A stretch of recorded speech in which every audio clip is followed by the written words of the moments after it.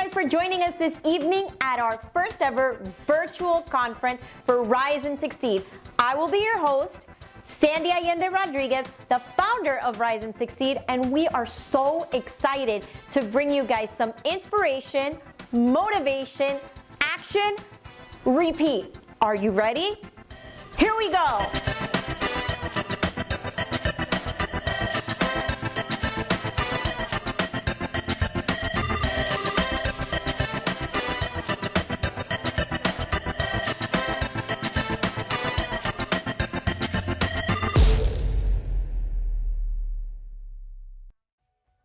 This powerhouse is a pastor, a preacher, an author, award-winning Christian Latin music artist. Wow, all that? Yes, and best of all, she's actually my aunt. She is also, thank you, she's also an amazing health advocate. She has taken these years of weight shifting and she's sharing her story, her struggles, her gains and losses, and she is bringing to us no more diets, I want to live. Welcome, Doris Machin. Well, first of all, I want to thank you. Thank you for doing this, and thank you for this organization, because I think that it's not only helping people, but it's also empowering people to get to different levels in their lives. So thank you for doing this. I'm excited. So tell me a little bit more about No More Diets, I Want to Live. No More Diets, I Want to Live. Okay, that came from a cry about 1.5 years ago. As you well stated, and I love the weight shifting. I love that terminology.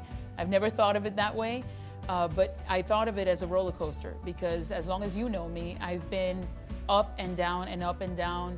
I had 2 bariatric surgeries. I had the lap band and I had the gastric bypass done. What they don't tell you is that after 5 years, your body almost doesn't know that you had a surgery. So you will start eating and eating and eating. And I came to the conclusion this is about an addiction. This is not about overeating. So it's not about diets. It's about something deeper. But I got to the point after a total thyroidectomy, after 3 bouts with cancer, I got to the point of being sick of being sick. I got to the point, my mom passed away in 2019, and I hit a rut. I hit a depression. I had this red recliner in my living room, and that was my go-to. Every morning I would wake up, have some breakfast, some kind of breakfast, and go and sit on my red chair. And there I was thinking about my musical career. I was thinking about the congregation. I was thinking about the audiences and how they would chant my name, and if they could see me now, and I'm gonna cry. And I was nothing. I was reduced to nothing. I was weighing almost 300 pounds again. And it's sad, because a person that is saying that not only do I have Christ in my life, but I serve him and I preach his word, how can I get to that point? And the cry in my heart was, Lord, I can't continue to live like this. And certainly suicide is not a remedy. It's not an option. So I don't want to be sick anymore. I don't want to live this life anymore. And then the cry came, I want to live. I want to live. And I think that that's what God was waiting for that cry. Because when we hit rock bottom is when we're ready to soar. And I remember that day specifically, I had a friend of mine that came over, and she was sitting on the other couch, and she was watching me, as she would many times. And I said, you know what, Seema, tomorrow's the day. Tomorrow I'm starting. And she looked at me like, hey, let's do it together. And that was it. That was it. I didn't think about it. I didn't know what I was starting. I just knew I needed to start something, and I needed to start somewhere. I felt that I was being led. I felt that I let go, literally, like the cliche says, I let go, and I definitely let God. And there was one scripture in the Bible that really nailed it for me. And that scripture is Philippians 2:13. And Philippians 2:13, I read it in Spanish, but it says something to this effect. It says that he produces in us, he creates in us the want as the do as the doing, by his perfect will, for his perfect will, in his good will. So that just hit me. I said, wait a minute. So this doesn't have to do with my will. This has to do with your will. Okay, we can do that, because I've tried diets for all of my life and they don't work. I don't have the willpower, I don't have the will. And I think that the first thing I arrived at is, I need to be honest. I need to be real, and I need to be true.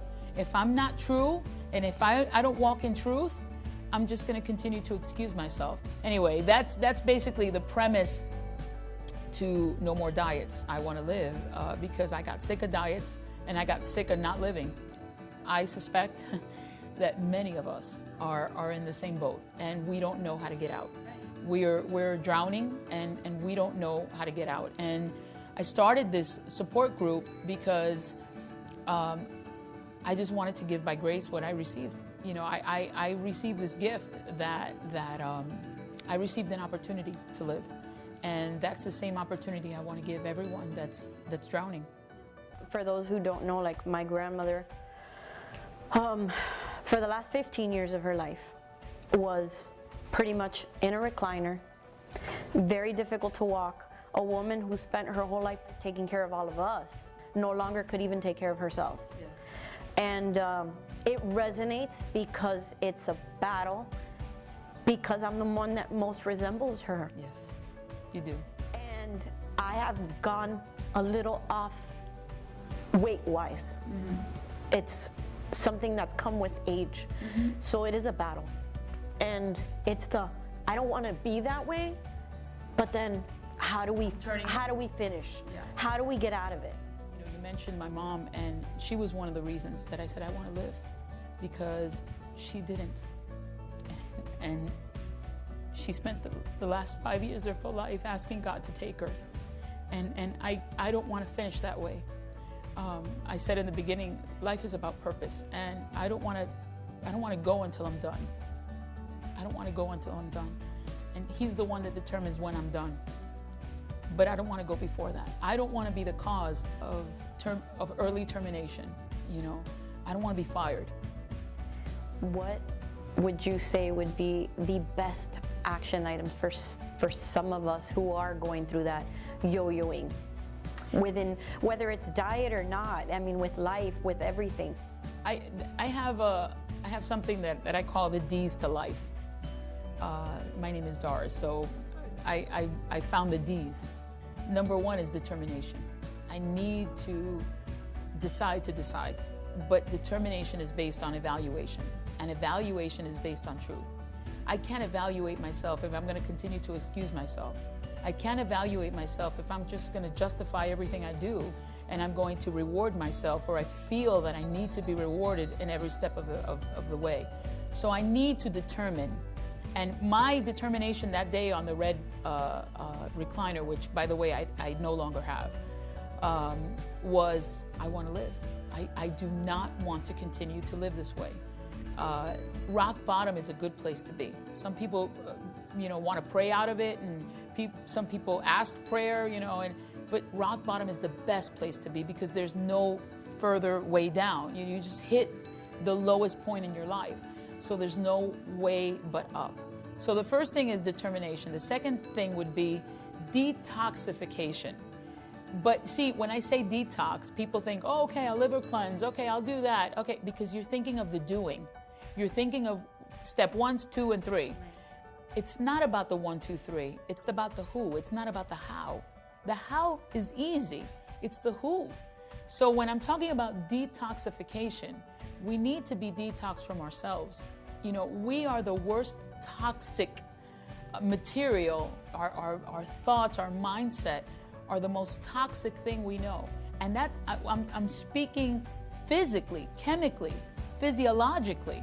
We are our worst toxic chemicals, because our minds and our thought process release these negative hormones that are just sabotaging everything that is health within us. So we need detox, but detox has to be in the soul before it can be in the body.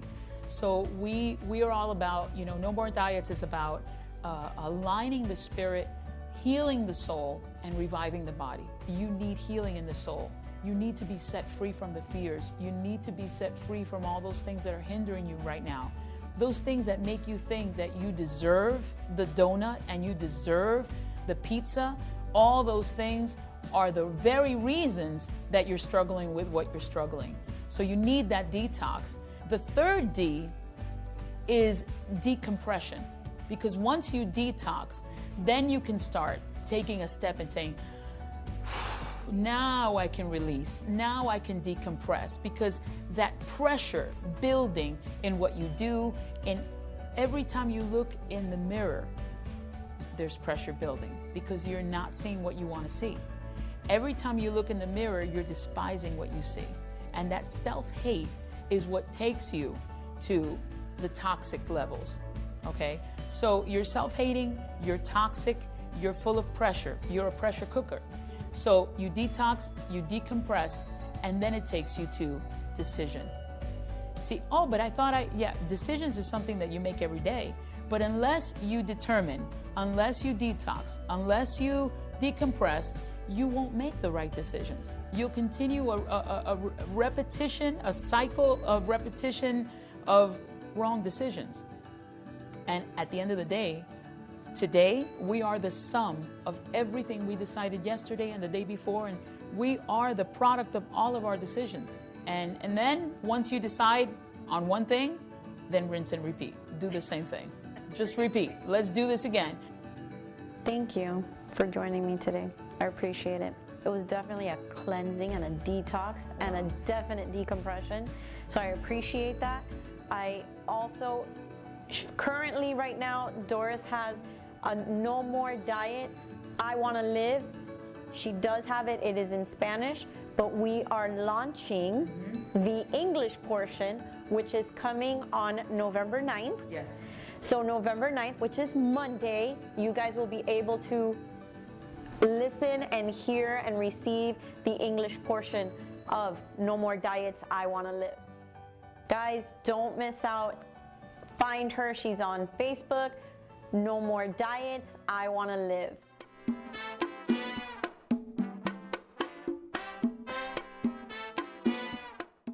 I feel honored when buyers and sellers choose me to represent them as their realtor.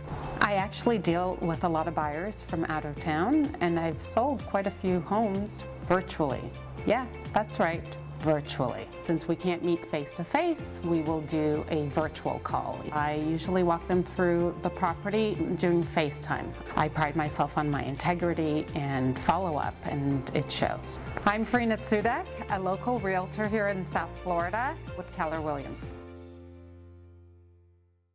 Looking for something unique to add to your wardrobe? Want to add some pizzazz? Creative Looks by Anita brings you all this and more. Unique wearable art, all handmade and created by Nicole McLeod.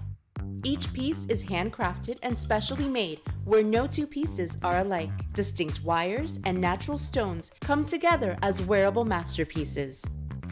Shop local and support your local small businesses. Creative Looks by Anita. This wonderful human is the founder and creator of Envy, an amazingly wonderful place for young adults who are committed to youth leadership, turning bystanders into upstanders, and providing prevention education. Welcome to the stage, Johara Sanders. Johara, thank you so much for joining us today. Oh, thank you for having me. I'm very excited to have you. We were talking, so tell us, what is the concept behind Envy? Okay, so we started back in 2009 as a strictly bullying and suicide prevention organization because we saw that bullying was a crisis. Before it became a trending topic, this was a crisis among friends of mine in their homes, their children, whether they were LGBT or just, heterosexual teens. It was friends of mine who had children from elementary to high school were being teased, and many of them had suicide ideation. And since this is something that I dealt with as a teenager, I was uniquely equipped with talking to their kids about how I resolved it and how I work with it. And it just became something that was clear to me as I was studying to be a teacher, that maybe there was a way to impact lives beyond the classroom, outside of the classroom, because that's really what I wanted to do, was have an impact on young people. It didn't have to be in the classroom. I realized that I could do more work and reach more youth outside of the classroom. That's what I did. And that's how the organization started, with friends of mine who saw that there was a need and that we were uniquely able to answer the call. In the moments that we are today, with the kids having so much more reach between, because when I was growing up, and probably when you were growing up, you would get bullied and it was in school and it would stay there and then until you came back the next day. But now they've got social media and it's nonstop. It's like a constant where there's no freedom. Absolutely. And even when I was younger, we had just started using AOL. Oh my gosh. Don't say that. I don't know what AOL is. What is AOL? Like AOL chat rooms and dial-ups. I don't know what you're talking about. I wasn't. So even though we were being bullied at school, we had started to see like those same people online in chat rooms. And also, I had my own phone line, which was a big deal back then. And so I had already started receiving prank calls, and which was, I would say, the beginning of cyberbullying, right? It was those calls telling you that you better be ready for school tomorrow, which would give you all sorts of anxiety, which would have you not sleeping, which would have your grades drop. So I was all too familiar with the effects of bullying. When I was younger, I didn't know that kids participated in leadership programs and that they got to go away on trips and that they got to sit before Congress or testify before Congress about things. I had no idea. That seemed like a world that was unavailable to Black and brown youth. And so it took me even having my own organization and years within the organization that I realized, wait, so maybe I can make this available to youth, the things that I didn't have, how I can make a difference, Although our organization started off as dealing with bullying and suicide prevention and mentoring, we have evolved to doing more of leadership prep, college prep, life skills, getting involved in social justice issues, LGBTQ issues, mental health issues, self-care issues, because these are things that, if you want to talk about preventing bullying, you want to get to the root cause of things, you want to work with kids where their self-esteem is built up, where people aren't easily able to penetrate that. We're always talking about bullying and suicide prevention, but really we're talking about self-care, taking care of ourselves more mentally and emotionally, and how do we create student leaders and upstanders across the country. So I know in reading a little bit about Envy, you use the word upstander a lot. Mm-hmm. Could you explain to me a little bit what an upstander is? So an upstander is literally just a person who doesn't stand by as a bystander when things happen. We hear someone say something, whether it's a racial slur or it's an anti-gay slur or it's an anti-trans slur, it's a transphobic or xenophobic slur, and we cringe a little bit and we're like, but then we just let it go. So an upstander is someone who really has to make the choice and go, I'm not gonna just cringe and let it go. I need to say something. At the end of the day, if you know that someone is saying something and is doing something that is not right, if you are saying that you're an ally to this community, whichever community, humanity, if you are an ally, if you are humane, if you are an ally to humanity, you have to say something. Now, with somebody, either whether it be a youth or whether it be an adult who wants to help out, how would they be able to communicate or reach out or contact you to either be part of Envy or help out, mentor somebody at Envy? What are the steps for somebody to be able to take? First thing that people should do is go to our website. And our website for Envy, as much as people want to think that there's an E in front, it is not. It is NV, as in Victor, EEE. So like 3 echo, echo, echoes. So NVEEE.org. And I would say take a look at what all the organization is about first. Really, if you want to volunteer, but you don't see even that we offer something, suggest it. Now's the time for all of us to get in there and think about what are the skill sets that we have that we are able to offer to the community, even though the community didn't know that they needed them. We were talking about the way that they can contact you directly if they want to reach out, if they're needing to mentorship, leadership, counseling, whatnot. So Envy, I know a lot of people think Envy, E-N-V-Y, but it's not. It's N-V-E-E-E, which is National Voices for Equality, Education, and Enlightenment. Right, so guys, please, if you're willing to help, you need assistance, you're looking for somebody to mentor, contact Johara over at nveee.org. Johara, thank you so much for joining us today. I appreciate you and this amazing movement that you have created for the youth. I appreciate you. You're welcome. Thank you.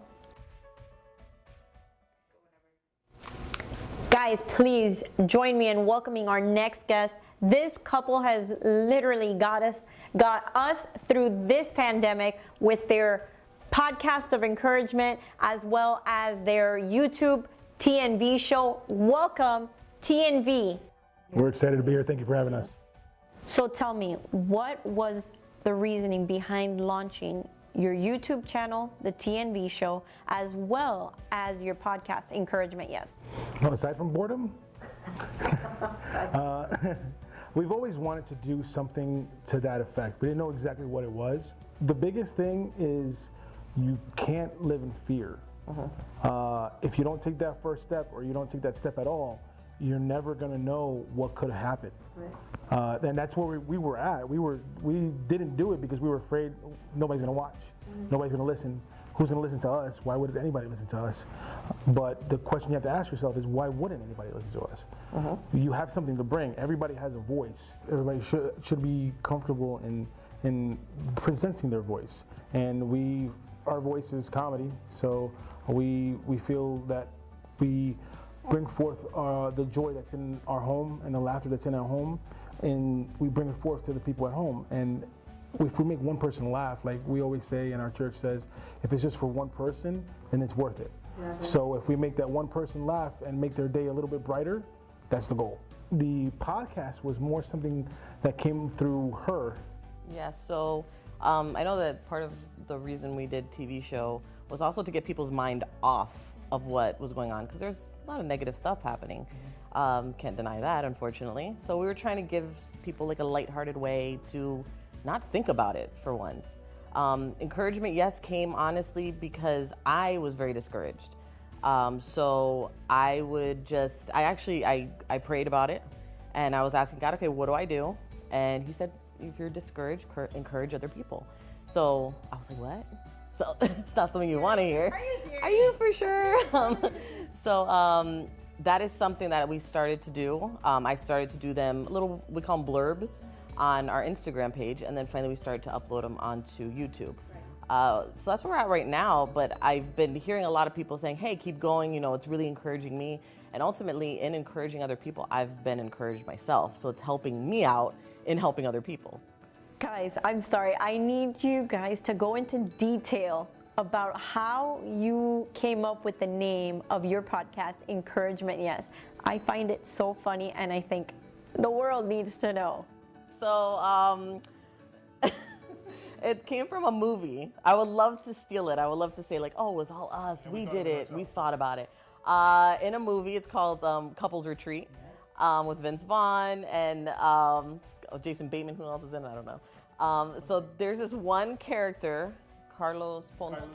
Yeah, he played this yoga instructor. And he would go around and help out the people with their yoga skills, even though he probably wasn't doing it very appropriately, not right at all. But he would walk around people and just, especially the guys, he would pat them on the butt and get encouragement. Yes. Boom. So he would do stuff like that. And I don't know why, but It stuck with us. Always. We would say it around the house.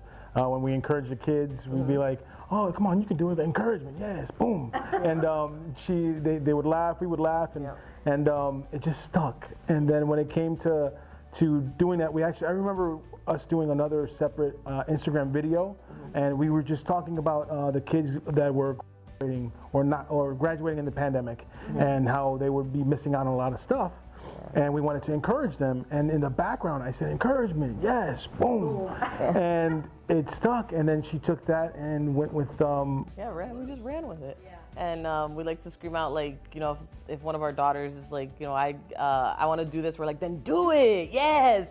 So it's stupid, but at the same time, it just makes us laugh every time we think or talk about it. Tell me, share with us a little bit about the roller coasters, the ups, the downs, and all arounds of your relationship. Probably in our first year of marriage, we would have probably got a divorce in our first year of marriage. It was very rough. He lost a job. There was one day that I can remember, like yesterday, where I was working all day and I come home and I see him on the floor playing video games. And my daughter's a mess. This is when we just had the Leilani. And she was a mess. She had just eaten, so she had food all over herself. He was playing video games. There was piles of laundry. Nothing was, I came home and I just exploded. Because remember, I'm the only one working. So, I think people can imagine where it went from there, where I just got to a point where I told him, I'm like, I'm very independent. I am a very independent person, and I can do this on my own. So I don't really need anybody. So I don't know what happened. Something clicked, and From that day, I did a 180 and realized that, oh crap, if I want this to work and I want to keep my child a part of my life and my wife a part of my life, I have to suck it up, change what I'm doing, and really hunker down and take care of things.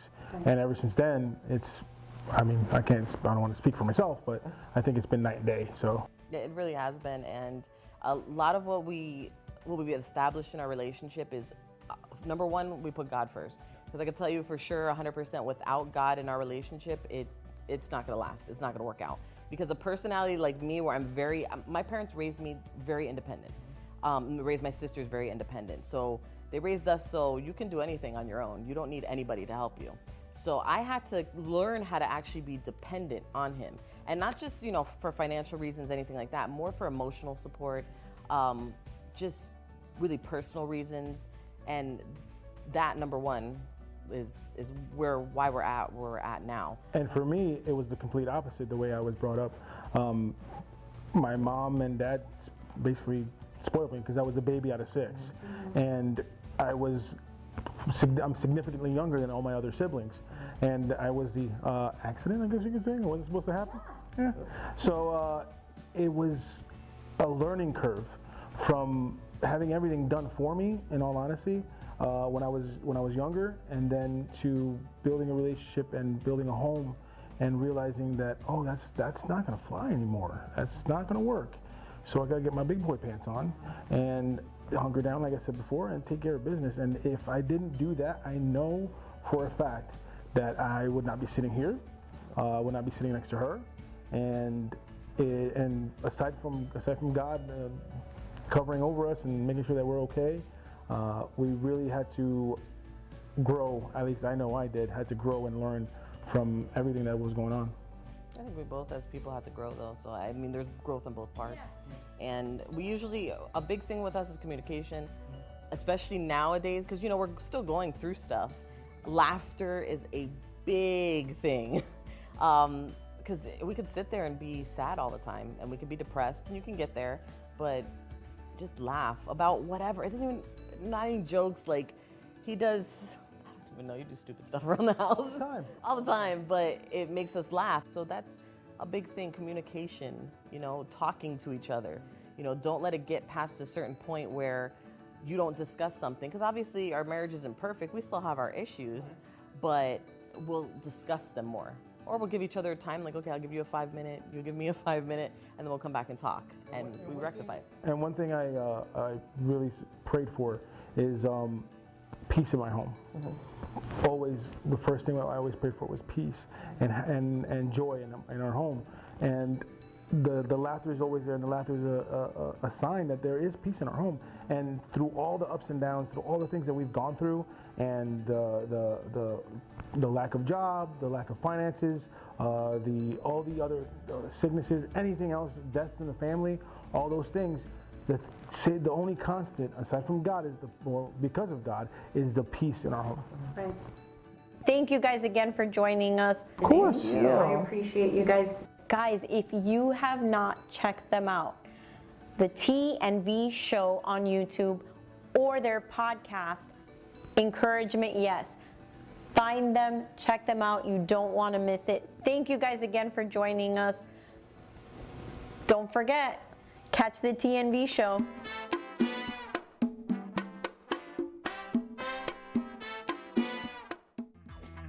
Two Brothers New York Bagels, family owned and operated. Located in the heart of Cooper City. Serving breakfast and lunch 7 days a week. Made with the freshest ingredients and quality you can taste. And of course, delicious, fresh-baked, authentic New York bagels. Come on in and taste for yourself. Two Brothers New York Bagels. Here at Coco La Vie, home fragrance and apothecary, where all things are coconut, you can enjoy the goodness of coconut oil in all our products. From our body butter and our sugar scrub to our decadent massage candle, our lip balm and our hand soap, you're sure to enjoy the coconut oil goodness in every single product. Coco La Vie is located in Miami, Florida, where we have a storefront, our warehouse for manufacturing, and we distribute and ship all over the world and make the perfect everyday gift.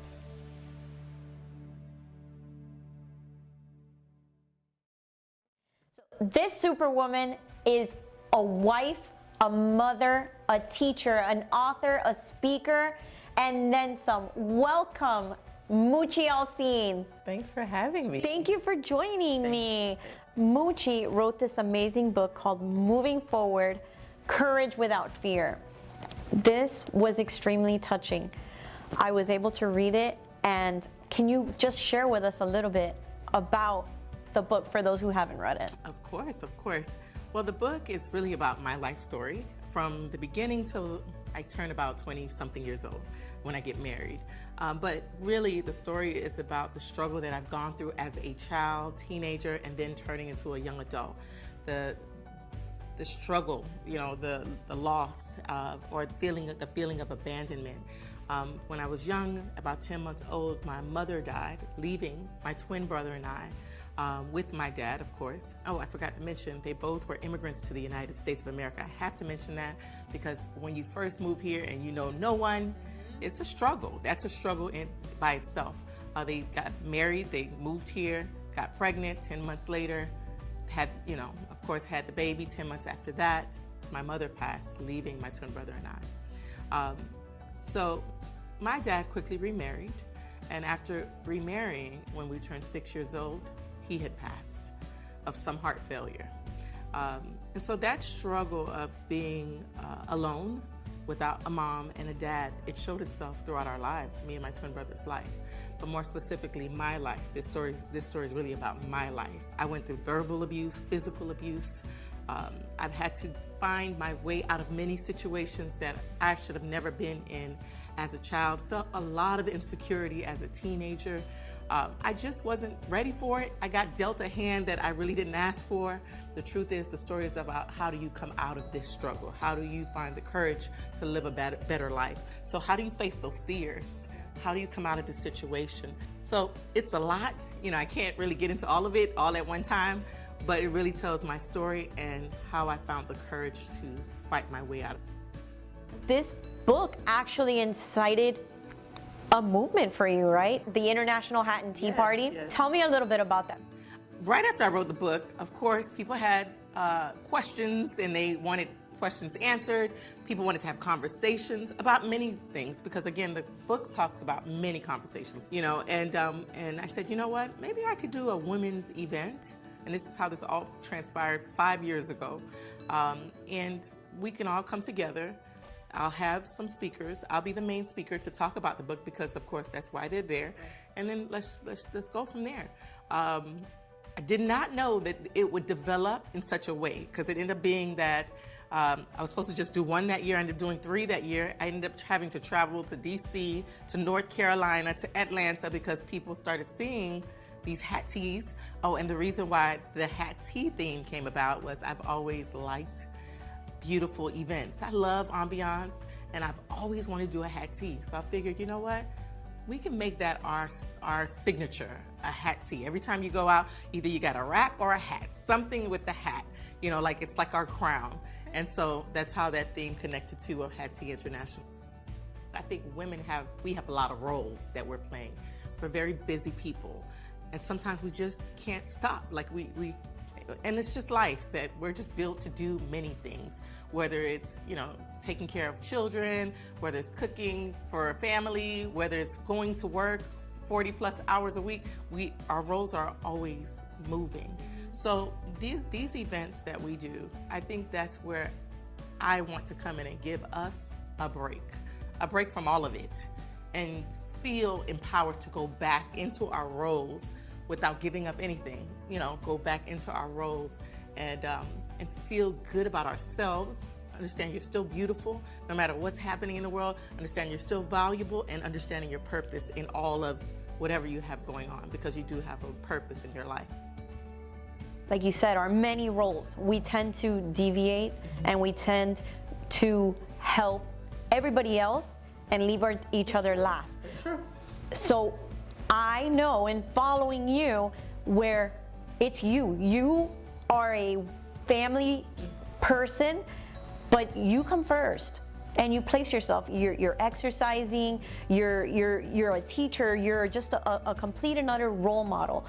What would you say for women out there, or anybody out there for that matter, because it's not only women. I think a lot of us tend to, fathers step into that role of provider and working, and we don't put each other, we don't put ourselves first. Can I be honest with you? Yes. I think before I accepted the role that I need to take care of myself first, I've fallen 100 million times not doing it. So I don't want you to ever think that I'm perfect, because I am not perfect, not even by nothing. I'm telling you now, I'm not perfect at all. However, I learned, and I think this happened again in struggle. So it brings me back to the book, right? But when you lose at a young age, you take life very seriously. You know, like me, my marriage is very precious to me. My children are very precious to me. I want them to live a full life. You know, I probably even overcompensate as a mom because I've lost so much at a young age. I'm like, I'm that mom. I'm the bomb.com mom. You know, I'm going to be. So I celebrate those things because, again, I know what it is to be without a mom. So it comes from a deeper place. It could be my own self-therapy, you know, and I know everybody don't think that way. So, but I realized my mom died at 25. And nobody even have the reason why she died. There's no reason why a 25-year-old should die and leave two twins, you know, a set of twins, and dad has to take care of that. So I can't tell you what happened. All I know is, okay, God, what is my purpose? Like, what's my purpose here? You know, I can't live in the depression of abandonment, and that will always be with me, by the way. The feeling of abandonment, again, I always like to keep things real and raw, because for me to say I mean, guys, I got my family, we're doing great, that's not the truth, you know? I have my moments where I'm like, cannot leave right now. I feel so alone, you know? But again, I fall, I cry, I get my behind back up and say, okay, you're not only doing this for you, and I have to put me first, because if I'm not putting me first, I can't put anybody first. I've watched disaster happen after I put everybody first. I've watched disaster happen, and I'm like, I can't do it that way the second time around. It's because I gotta still be a support system to a family. When you see yourself falling right back into that serving role, where you're taking care of everybody else, and you've fallen now in the back end again, what is the purpose that you're taking? What are the steps you're taking to say, wait, let me reshift? I think the first thing that I do is ask myself, what is the intention? Again, we have to be intentional as women, because if we're not, it's just gonna happen, and somehow we get thrown at the bottom somewhere, you know? So the steps I take is ask myself, how do I feel? Like, right now I'm feeling horrible. I need to work out. Like, if it's about working out, or if I'm not happy with what I look like, what are you doing to improve yourself? What I do is really think about, you know, what is the intention? And I think my family or my kids are even happier when I'm healthier. You know, like if I'm working out, my kids will be like, Mom, you look good. It's almost like the energy shifts to the positive, you know. So when you're positive, they're positive. And when I realize when I'm not happy, they're not happy. So if they give me that energy, like, I'm so tired, Mom. So, you know, they start giving me this negative stuff. I'm like, ooh, maybe I need to shift the way I'm thinking, because that's exactly what I'm thinking, but a 2.0 version of what I feel. So yeah, I'm just intentional. Honestly, I am purposefully intentional throughout the entire process. And I watch my kids say, okay, I want to eat healthier. Girl, if I was eating fries, they'll be like, can I have some fries? You know, it's just kids, you know, so they'll follow you. They'll follow you. But I definitely do have to keep that in the back of my mind. Stay intentional, Moochie. What's the point of this? You know, and again, once you're flowing in that direction, they flow too. Even husband flows. Everybody just flows in that direction. As we're moving forward into making sure that we are coming together, supporting each other, making ourselves stronger, what are some things that you would like to share with others that could maybe make our purpose, because we share the same purpose, is making sure we're bringing ourselves together to be stronger, more intentional, and just bring that energy to the next generation. Well, one of the things, I went to a conference last year in the mountains in Georgia with a group called Our Organic Connections. I'm saying it out loud because there's such a wonderful women's group in Georgia, and one of my girlfriends lead it over there. And I left there with 3 words, and those words are like sticking to me because those are the things that guide me. One of the words was passion, wise, passionate, wise, and trailblazing. And those were words in my life. And so I say those words because I'm going to break down each one. Passionate, I'm passionate about life. I'm passionate about living a full life, not just living, because you can live and struggle, but you can live and really enjoy. Or even if you fall, you come back up and you're like, at least I got back up, and you celebrate the getting back up instead of staying down. And I'm going to, of course, come back to the book. You know, all this struggle has taught me to be passionate and grateful, because I think that passion brings gratefulness. You know, like you're grateful for being able to inspire someone. That's when I get my high, not when I get my check, even though that check is nice. You know, you need to pay that bill. I get it. But I have a high about serving people, watching people say, you know what, I got to change this. This is not making sense for me anymore. And you're right, I've been doing it this way. I should have did it this way. My older self looks nothing like my younger self, because at this point, you know, I have passion that's driving me in a different direction, in a positive way, and that's what I want, you know. And then the second word is wisdom. You know, now that we're older, now that we've experienced, now that we've fallen, what are the steps you're taking to go in the right direction? You know, if you fell down that hole 3 times, why go down that same hole again? You know what it looks like. You got all the signs, so let's pay attention to those signs, right? Because they're gonna, just like there's positive, there's definitely negative. And wisdom have always guided me. That's why I love the book of Proverbs. because you could use that for everything in your life. You can use that for business, you could use it for relationship, you can use it for a loss, death. And again, struggle teaches you how to survive through times like COVID. You know, like, I'm not gonna quit because COVID is here. Why would I need to quit? If I've suffered through death and I've suffered through abuse, and I mean, we're gonna get through this, and we're gonna go through a lot. But at the end of the day, we're gonna stand, and we're gonna stand as human beings together, support each other, and keep pushing forward. So that wisdom guides us, you know? And then, of course, trailblazing. That passion, that wisdom together gives me the inspiration to inspire others in a different way. I know that I'm different. I'll just say that. I know I'm different. I'm not perfect, but I know I'm different because not everybody's like us sitting here, you know, wanting to inspire. People are in their beds watching TV right now, Netflix.